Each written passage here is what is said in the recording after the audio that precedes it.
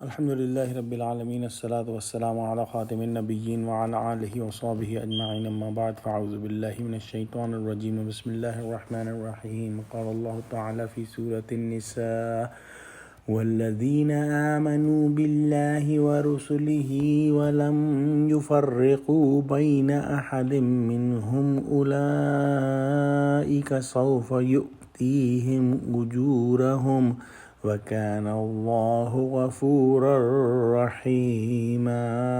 ترجمہ: اور جو لوگ اللہ پر ایمان لائے اور رسولوں پر ان میں سے کسی کو جدا نہ کیا، ان لوگوں کو اللہ جلد ان کے ثواب دے گا اور اللہ بخشنے والا مہربان ہے۔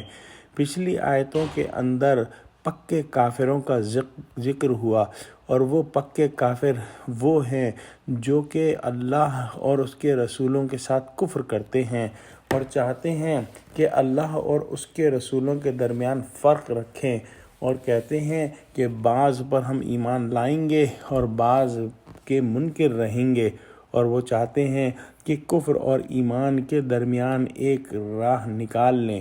ایسے لوگوں کے لیے اللہ سبحانہ وتعالیٰ نے ذلت کا عذاب تیار کر رکھا ہے۔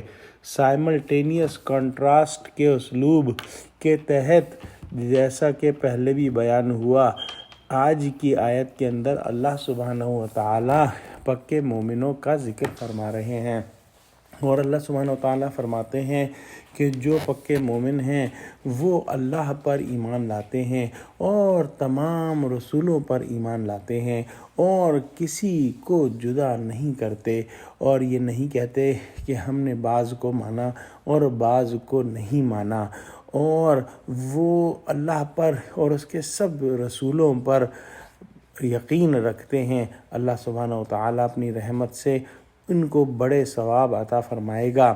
ان لوگوں سے مراد مسلمان ہیں جو پچھلے تمام انبیاء پر ایمان لائے اور حضور صلی اللہ علیہ وآلہ وسلم پر بھی ایمان لائے۔